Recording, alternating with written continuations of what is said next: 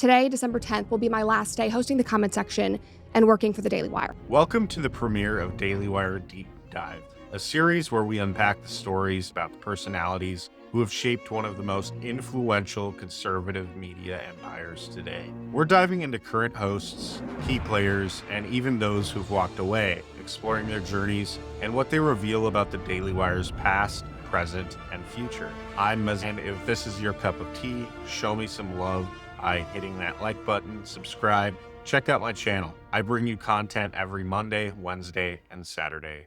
And let me be clear, I have mad respect for what the Daily Wire has built. Since 2015, they've created a platform that challenges the mainstream media's grip, amplifies conservative voices, and produces content that resonates with millions. From Ben Shapiro's razor-sharp debates, why are we mainstreaming delusion?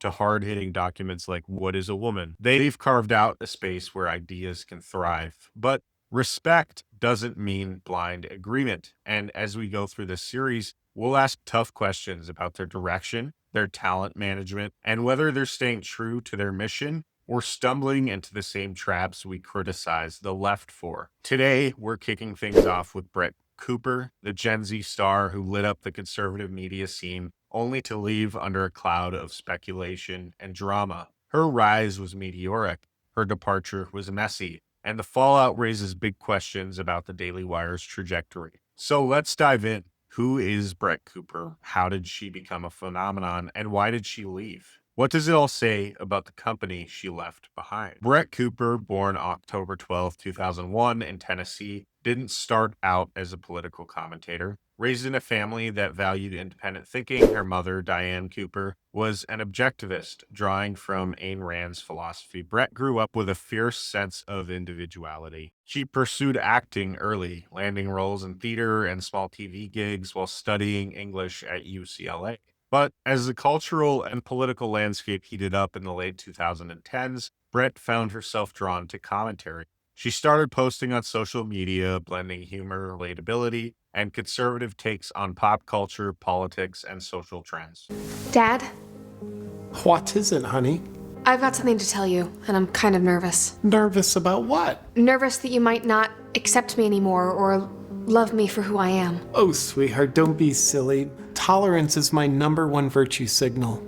You can tell me anything. Okay, well, I've been thinking about something a lot, and it's really confusing, and I need to tell you is that I think that I'm a Christian. Oh, honey, don't be silly. No, you're not. Confusion you're having, it doesn't mean you're a Christian. It probably just means you're trans. Her content was raw, authentic, and resonated with young audiences who felt alienated by mainstream narratives. By 2021, her online presence caught the attention of Daily Wire, a company founded by Ben Shapiro and Jeremy Boring in 2015 to counter liberal media dominance. They saw potential in Brett's ability to connect with Gen Z and millennials, groups often overlooked by traditional conservative outlets. In March of 2022, they launched the comment section with Brett Cooper. Welcome to the comments section. I'm Brett Cooper. A YouTube show where Brett reacted to viral videos, news clips, and social media trends with wit and conservative principles. The format was genius. Short, snappy episodes tailored for younger audiences, blending Gen Z slang with incisive critiques of topics like gender ideology, cancel culture, and Hollywood's hypocrisy. The show exploded. Within months, the comment section was pulling in millions of views per episode, and by late 2024, the channel boasted over 4.5 million subscribers. Brett became the Daily Wire's golden child, often dubbed Gen Z Ben Shapiro for her quick wit and unapologetic conservatism. She even crossed into their film ventures, starring in projects like their alternative Snow White production, merging her acting roots with her new role as a media star. The Daily Wire deserves props here. They took a chance on a young, relatively untested voice and gave her a massive platform, proving they could innovate and reach new demographics. Brett made conservatism feel fresh, accessible, and dare I say, cool. Is it cool now to be a Republican? Oh, for sure. It's incredibly cool in my opinion. TikTok trends. But with great fame comes great scrutiny. Some critics argued that her authenticity felt manufactured, pointing to the polished production and similarities to Shapiro's rapid-fire style. Others saw her as a breath of fresh air, making complex issues digestible for younger viewers. Either way, Brett's success expanded the Daily Wire's reach, showing that they could compete with mainstream YouTube giants and hold their own in the culture war. Then came December 2024. On December 11th, Brett announced her departure from the Daily Wire via a video posted on X and Instagram. In it, she thanked the team, emphasized it was her choice, and teased new ventures, acting, farming, and her own independent projects. Today, December 10th, will be my last day hosting the comment section and working for the Daily Wire. She sounded optimistic, saying, "I'm leaving of my own free will." It is not true that I am being forced out. It was my own choice to leave. But something felt off.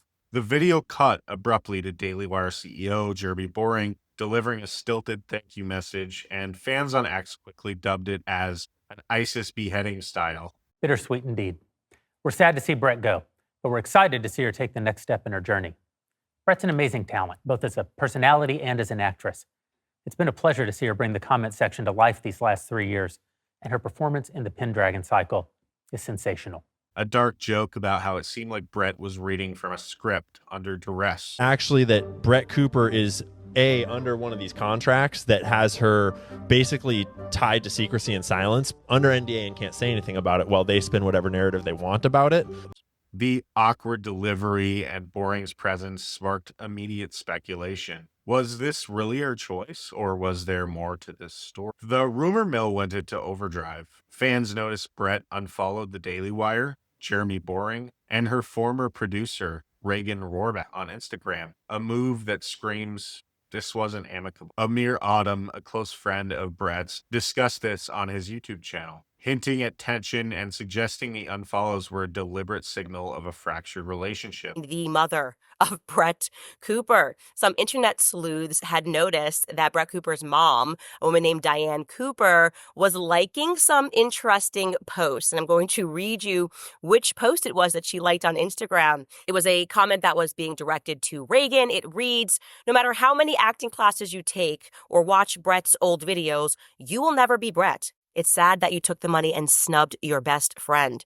I hope the amount of money DW offered was worth your friendship with Brett. You lost a good one." This post, referenced by Candace Owens in her own video, suggests that Reagan betrayed Brett for a paycheck, a sentiment that resonated with fans who felt that something shady went down. And here's where it gets juicy. Reagan, who was not just Brett's producer, but her maid of honor and bridesmaid at her wedding, took over the comment section. Fans expected a fresh approach, but instead, Reagan seemed to channel Brett's style, mimicking her delivery, mannerisms, and even set design. It was kind of creepy. Welcome back to the comment section. So obviously, I talk car brand into a whole new stratosphere of woke confusion. I'm concerned about feminism, I'm concerned about the growing gender divide. But before we get into today's episode, make sure you like this video. Before we dive into this episode though, make sure that you like this video if you have not already. If you've not already. And fans agreed, flooding X with complaints that Reagan was trying to beat Brett. The market rejected the swap. While Brett's episodes regularly pulled in millions of views, Reagan's tanked, with the channel losing 10 to 20,000 subscribers daily from its 4.5 million peak. Fans weren't just disappointed, they were vocal, accusing the Daily Wire of forcing Reagan into Brett's shoes without considering her audience's loyalty. Adding fuel to the fire, Jeremy Boring reportedly scolded Brett for not publicly defending Reagan's takeover.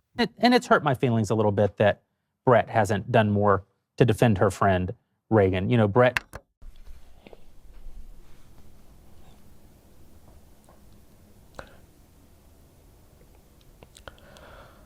I'm trying not to have a moment. And if you don't know what a moment is when a rather rational and coherent black man just snaps and just acts belligerent, acts out of pocket, acts ignorant, just full, like the hood comes out. And that's what I'm trying not to have happen.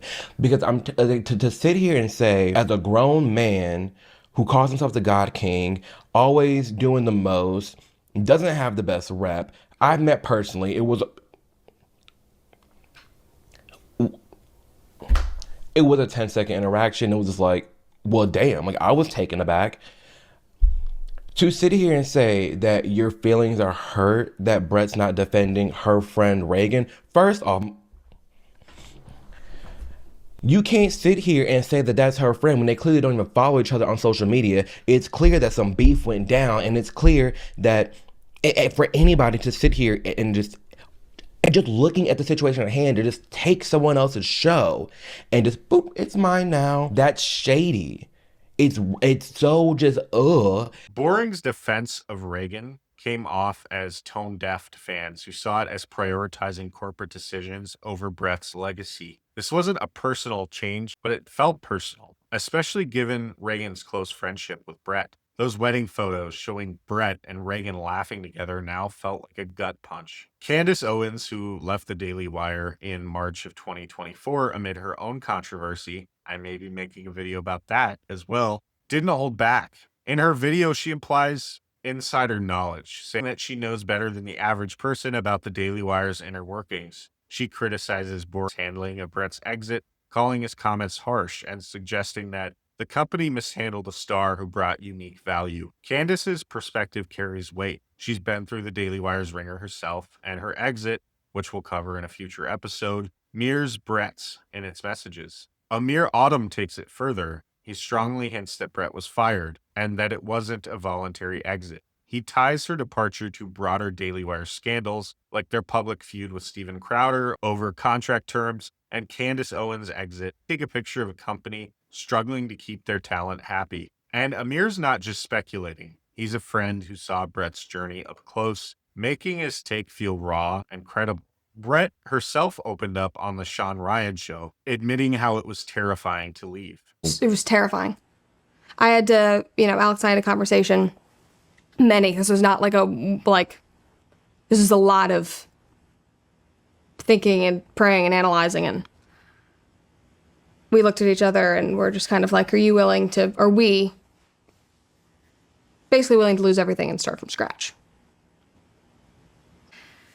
And I was like, I could leave and it could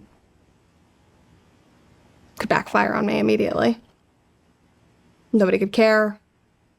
Maybe I wouldn't make any money. Maybe I would have no anything. And I basically just had to decide, does that matter to me? And it didn't. Her vulnerability here shows she wasn't just walking away from a job, but risking something she built from the ground up. I don't think she'd do that voluntarily. When asked about Reagan, Brett's responses are guarded. She wishes Reagan well, but says that friendships are hard and dodges the question about their current relationship. When you left, your maid of honor, best friend, was it Reagan? Is that her name? Took over the comments section. How did that feel? Friendships are hard. Are you guys still friends? I don't say so.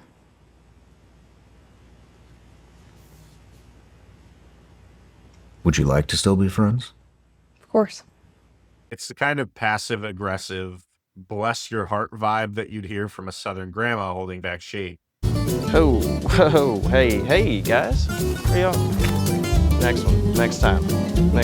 Bless his heart. Fans speculated that she's under an NDA, giving her careful wording, and the fact that she doesn't spill any more tea. Despite the messy exit, Brett didn't miss a beat. In January of 2025, she launched The Brett Cooper Show, an independent venture that broke the internet with massive viewership, proving her star power wasn't tied to the Daily Wire's machine. By June of 2025, she joined Fox News as a contributor, though a car issue delayed her debut. Her new YouTube channel continues to pull huge numbers, unlike the comments section under Reagan, which fans rejected as a pale imitation. And the subscriber drop-off was brutal. 4.5 million under Brett dwindled as viewers tuned out. But Brett's story isn't just about one star's exit, it's a window into the Daily Wire's broader challenges. Let's give credit where it's due. Since 2015, Ben Shapiro, Jeremy Boring, and their team have built a media juggernaut.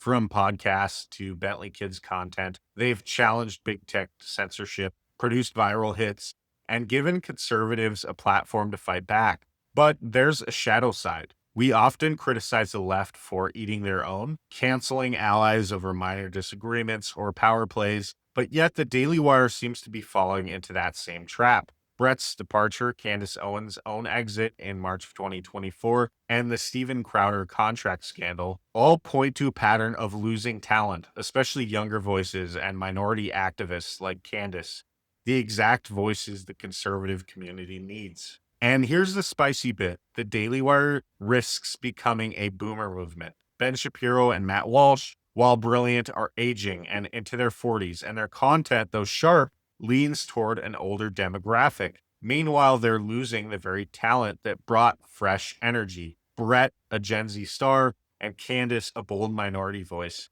The mishandling of Brett's exit, pushing Reagan, ignoring fan backlash, and Boring's rumor God King control suggests a company prioritizing loyalty over innovation.